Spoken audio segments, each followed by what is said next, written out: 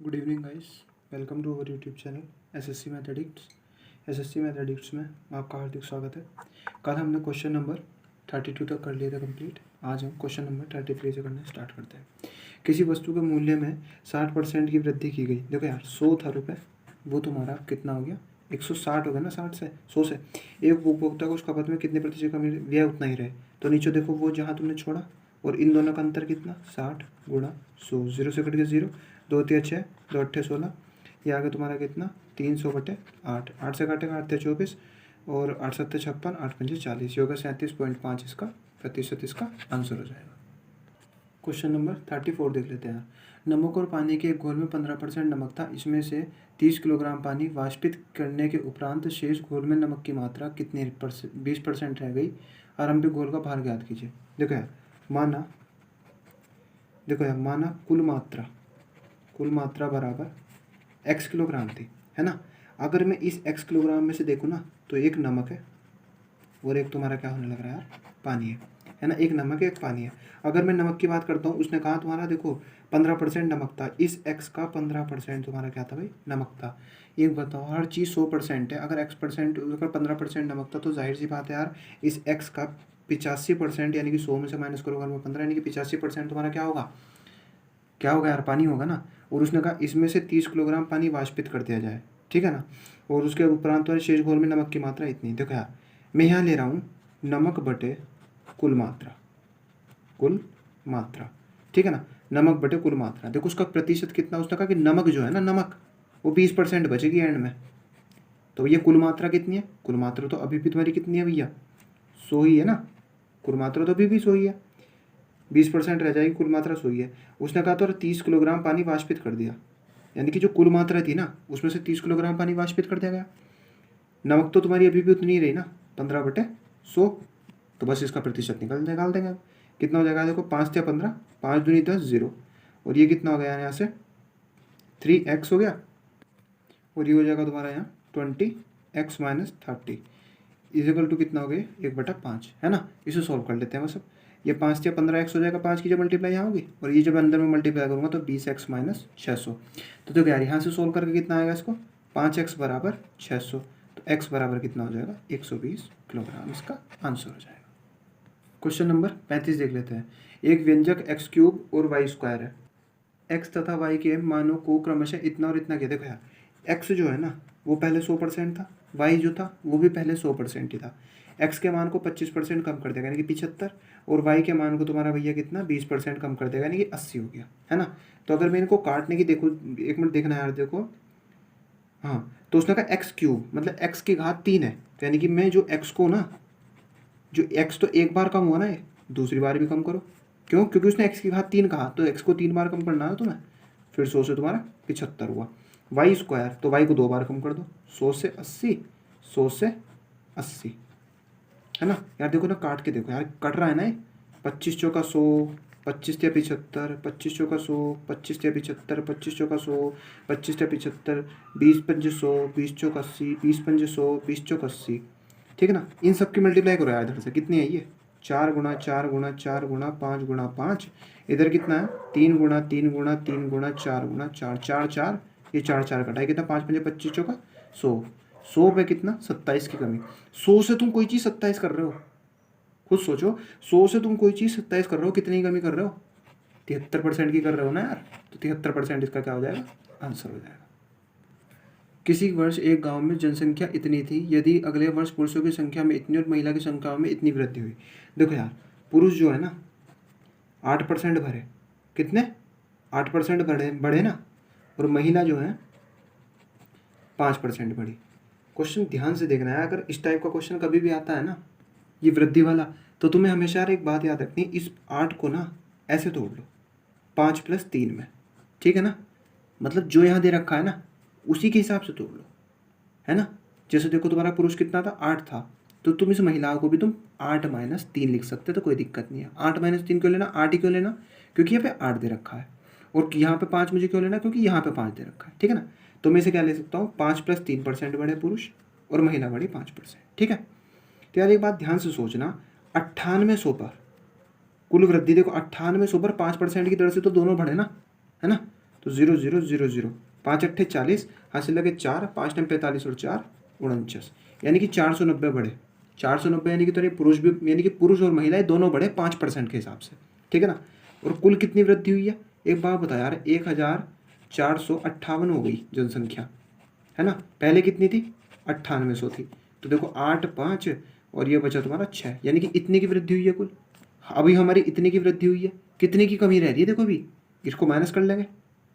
658 में से 590 माइनस करो, कितना आया यार, ये आया तुम्हारा 8, और 5 में से गया तो 6, और ये बचा 1, यानी कि इतनी की वृद्धि होनी और रह रही है। और हमारे हिसाब से क्या रह रहा है, एक बात सोचना, 5% महिला ले ली, 5% पुरुष भी ले ले, 3% पुरुष रह गए ना, तो इसका मतलब 3% का ही तो मान ये है। क्यों, देखो ध्यान से सोचना, 400 कुल वृद्धि जो हो रही है ना यार, 658 की हो रही है, उसमें से 490 हो गई वृद्धि, कितनी बची, 168, और प्रतिशतता में कितना बच रहा, 3%, तो 3% का ही मान ये है। तो 1% का मान कितना आ जाएगा यहाँ से, 5 या 15, 3 पंजे 15, 1 बजा 3 छंग 18, ठीक है ना, 56 आ गया।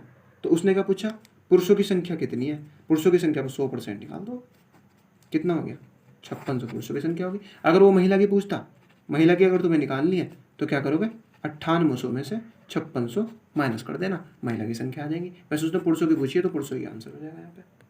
देखो यार, क्वेश्चन नंबर 37 देख लेते हैं। एक व्यक्ति अपने मासिक वेतन का 1% 2 पुत्रों को जेब खर्च के रूप में देता है। देखो यार, इसका मैंने मान लिया जो वेतन था वो 100 था, इसका वेतन 100 था।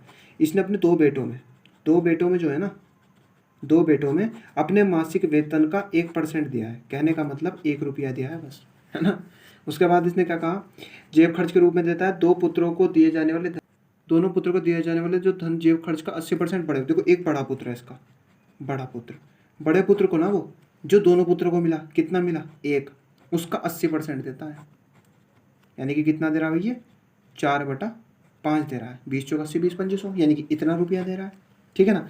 अब उसने क्या कहा, तथा वह अपने भाग का जेब खर्च का 80% व्यय कर देता है। ये जो बड़ा पुत्र है ना, इसका पूरा मतलब कि इतना रुपया मिला उसे अपने पापा से, है ना, 80% इसने इसका खर्च कर दिया, तो बचा कितना देखो, 80% खर्च दिया, हर चीज़ 100% है, 80% खर्च कर दिया, बचा कितना, देखो इसका 20% ही तो बचा ना यार, बचा ना। तो वही इसने दे रखा है कि वो 20 रुपये की मासिक बचत करता है। तो यानी कितना हो गया यार, देखो 20 से कट गए 20, 4 से कट गए 25 बार, तो 1 यूनिट का मान यहाँ से कितना होगा, 5 पंजे 25, 125 हो गए हैं, 125। तो उसने कहा उसके पिता का मासिक वेतन कितना था, 1 यूनिट का मान 2500, 125, 100 यूनिट का मान कितना हो जाएगा, 100 से गुणा कर दूंगा ना यार, ये मैं 125 इसका आंसर हो जाएगा। क्वेश्चन नंबर यार 30 देख लेते हैं। आय का, देखो एक व्यक्ति अपने आय का 75% व्यय करता है। आय मैंने उसकी 100 मान ली, तो व्यय कितना, यानी कि खर्च कर रहा 75, 100 में से 75 खर्च कर दिया, बचा कितना, बचत हुई तुम्हारी 25 की, ठीक है ना। उसने कहा उसकी आय में 20% की वृद्धि होने पर, इसकी आय में 20% की वृद्धि यानी कि 120 हो जाएगा डायरेक्ट, और इसकी व्यय में तुम्हारा 10% की वृद्धि यानी कि 110/100 कर देंगे। 25 से 75, 25 चौका 100 हो जाएगा, और इसको देखे करें 330 और जी 4, ये हो जाएगा 4 अट्ठे 32, और ये 82.5 हो जाएगा, ठीक है ना। अब देखो 120 अब जो उसकी आय होगी, बचत नहीं होगी, तो कितनी हो रही है बचत, ये होगी भाई 37.5 की बचत। अब देखो यार, उसने क्वेश्चन में दे रखा उसकी बचत में कितने प्रतिशत की वृद्धि हुई, प्रतिशत वृद्धि, बचत में वृद्धि कितनी हुई यार, देखो यहाँ से कितनी वृद्धि हो रही है इसमें, 12.5 की वृद्धि हो रही है, कितने पर, 25 पर गुणा 100, 25 चौका 100, कितने की वृद्धि होगी, 50% की वृद्धि। लेकिन उसने क्वेश्चन तुम पे पूछा कि उसकी बचत प्रतिशत की वृद्धि कितनी हुई, तो 50% आंसर, लेकिन उसने आंसर में दे रखा उसका बचत प्रतिशत दे रखा है ना, कि बचत प्रतिशत में वृद्धि, मतलब सॉरी बचत वृद्धि प्रतिशत। देखो बचत प्रतिशत की अगर मैं बात करता हूँ, बचत प्रतिशत जो निकलेगा ना, वो निकलेगा तुम्हारा कहाँ से भाई, 120 के बेस पर, कितने पर निकलेगा, 120 के बेस पे तो निकलेगा, और कितने की हो रही है, 3.5 की हो रही है ना, बस अब इसको यहाँ से निकाल देंगे और गुणा 100 कर देंगे, तो कितना आ जाएगा यार, देखो 0 से 0 0 0 दोनों कट जाएंगे, और 12 3 36 हो जाएगा, 1 बचा, 12 एकम 12, 3 बचा, 12 दूनी 24, 12 पंजे 60, यानी कि 31.5, यानी कि बचत प्रतिशत है, और ये बचत प्रतिशत में वृद्धि है। पूछा कुछ और है, आंसर में कुछ और दे रखा है ना, तो इसका कितना हो जाएगा भाई, ये 50% वैसा आंसर है, लेकिन आंसर में ये दे रखा है, बचत प्रतिशत पूछा है। पानी के साथ 20%, देखो क्वेश्चन नंबर 39, देखो पानी के साथ 20% अल्कोहल वाले 5 लीटर मिश्रण में 2 लीटर मिश्रण निकाल लिया जाता है। 2 लीटर निकाल लिया, कितना बचा यार, देखो ध्यान से देखना क्वेश्चन, 2 लीटर निकाल लिया तो 3 ही तो बचा, जब उसमें से 3 बच रहा है और उसका वो कह रहा है कि 20% तुम्हारा कितना है भैया अल्कोहल है उस मिश्रण में, तो 20 निकाल देंगे इसका 20% गुणा 100, ठीक है। उसके बाद वो कह रहा है कि इसका 20%, तो देखो कितना हो जाएगा इसका 20%, तो फिर से 20% इसका और गुणा कर देंगे 100, तो उसके मतलब कि क्या मात्रा निकल जाएगी इसकी, इसमें अल्कोहल का प्रतिशत निकल जाएगा, क्योंकि उसने कहा 2 लीटर पानी मिला दिया जाता है नए मिश्रण में अल्कोहल की मात्रा, ठीक है। सो सॉल्व कर देंगे, 100 से कट गया 100, 20 पंजे हो गए 100, 5 चौक 20, 4 तिया 12, यानी कि 12% उसमें अल्कोहल की मात्रा होगी, ठीक है ना। देखो यार क्या था ये कि तुम्हारा जो देखो 5 लीटर उसमें से 2 लीटर निकाल दिया ना, तो 5 ही तो बचा, उसका 20% अल्कोहल है, इसका 20% निकाल दिया मैंने, ठीक है ना। उसके बाद उसने फिर से मात्रा डाल दी, तो 1/5 ही तो होगा इसका कुल, और उसके बाद उसने पूछा कि उसमें नए अल्कोहल में नए मिश्रण में अल्कोहल की मात्रा, और ये हो गया निकल के तुम्हारा 12% आ गया। क्वेश्चन नंबर 40 देख लेते हैं यार। चीनी के भाव में 10% की कमी हो जाने पर, देखो यार मूल्य जो था ना, एक पहले था एक अब है। पहले मूल्य 100 था, अब 10% की कमी होगी तो 90 हो गया, तो मूल्य का अनुपात कितना आ गया 10:9। मैंने बताया था मात्रा का अनुपात जस्ट इससे उल्टा होता है, और मात्रा का अंतर कितना 1, और वैसे इसका अंतर कितना रहा 500 ग्राम अधिक, तो मैं क्यों ना इसे आधा किलोग्राम लिख दूँ, कोई दिक्कत है इसमें नहीं है ना। तो देखो 1 यूनिट का मान आधा किलोग्राम, तो 9 यूनिट का मान 4.5, और 10 यूनिट का मान 5 किलोग्राम। देखो वो क्या कहना चाह रहा क्वेश्चन में यार, पहले जो था वो तुम्हारा 140 रुपये में 4.5 किलोग्राम खरीद रहा था, और जो अब है ना वो अब 140 रुपये में 5 किलोग्राम खरीद रहा। क्यों भाई 10% की कमी हो गई ना मूल्य में। देखो यार तो अब का कितना आ गया 28 रुपये प्रति किलोग्राम इसका अब का मूल्य आएगा, क्योंकि वो पूछ रहा है कम भाव और जो तुम्हारा प्रारंभिक भाव भी। प्रारंभिक भाव अगर मैं यहाँ से निकालूंगा तो कितना 140/4.5, तो पॉइंट हटाओ पर 0 बटा 5 9 45, और ये हो गया तुम्हारा 280/9 रुपये प्रति किलोग्राम। इसका आंसर हो जाएगा और इसका आंसर हो जाएगा।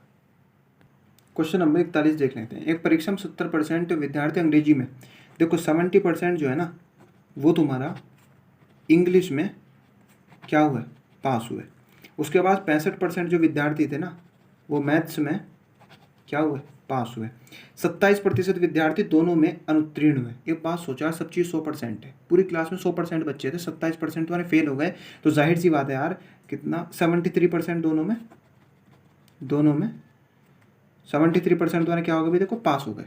अगर मैं अब निकालता हूँ दोनों में पास तो कितना आ जाएगा 70 + 65 करूँगा मैं, -73 करूँगा, क्योंकि मैंने बताया था दोनों वाला पास उसमें से घटा देना है, तो दोनों में पास निकल जाएंगे। 5 7 6 13, और ये बच गया 73 यहाँ, ठीक है ना। तो ये कितना हो गया बच गया तुम्हारा 2, और ये बच गया 6, यानी कि 65% बच्चे दोनों में पास है।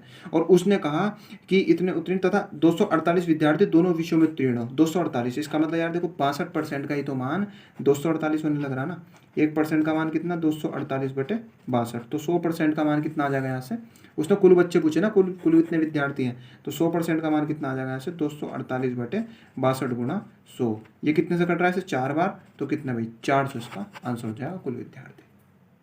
तो क्वेश्चन नंबर 42 देख लेते हैं। किसी विद्यालय में कक्षा 10 का परीक्षा में लड़कियों तथा लड़कियों का औसत प्राप्तांक, देखो लड़कियों का 73 था, किसका गर्ल्स का, ठीक है ना। और लड़कों का औसत तुम्हारा क्या होता है तुम्हारा भैया बॉयज़ का जो है ना वो 71 था। और उसने कहा कि तुम्हारा सभी का जो औसत प्राप्तांक था वो तेरा 71.8 था। देखो यार इसे एलिगेशन से करेंगे। अगर मान लो तुम्हारे पास कोई ऐसी चीज़ दे रखी हो कि गर्ल्स हो बॉयज़ हो और उनका मिश्रण भी दे रखा हो, तो उसको तुम कैसे करोगे यार, ऐसे बीच में रख लेना, इसमें से माइनस करोगे कितना 1.2, इसमें से इसको माइनस करोगे 0.8, इसका अनुपात निकाल लो। 4 दूनी 8, 4 ते अनुपात, ये अनुपात जो है ना ये number of girls and boys का आया। क्यों? क्योंकि हमेशा याद रखना, जब मैं मिक्सचर कराऊंगा उसमें तुम्हें क्लियर भी हो जाएगा। हमेशा याद रखना जब भी तुम एलिगेशन लगाते हो, ठीक है, तो जो हमेशा अनुपात निकल के आता है वो बेस वैल्यू का आता है। जैसे मान लो मैंने प्रॉफिट और हानि या फिर मैं लाभ लेता, तो यहाँ पे जो निकल के आएगा वो क्रय मूल्य का आएगा। क्या आएगा निकल के आएगा भाई क्रय मूल्य का आएगा, क्योंकि बेस वैल्यू जो है तेरा प्रॉफिट और लॉस परसेंट जो निकलता है वो हमेशा क्रय मूल्य से निकलता है। और जैसे देखो ये जो प्रतिशतता निकली होगी किस हिसाब से निकली होगी, बच्चों के मतलब कि नंबर के हिसाब से तो निकली होगी, किसी number of girls and boys आए। उसने क्या पूछा लड़कियों और लड़कों का प्रतिशतता बताओ। देखो गर्ल्स प्रतिशत कितना हो जाएगा, देखो 2 हैं गर्ल्स, कितनी है भाई देखो 2 गर्ल्स है ना, और कितनी है टोटल, जब 2 एक क्लास में 2 गर्ल्स है और 3 बॉयज़ है तो टोटल कितना होगा 5 हो गए। 5 से कर देंगे भाग, 5 दूनी 10, तो कितना 40% तो उसमें लड़कियां हैं। अगर मैं बॉयज़ प्रतिशत निकालूँ तो जाहिर सी बात है डायरेक्ट लिख सकते हो यार 100% बच्चे होंगे, जो 40% गर्ल्स हैं 60% बॉयज़ होंगे।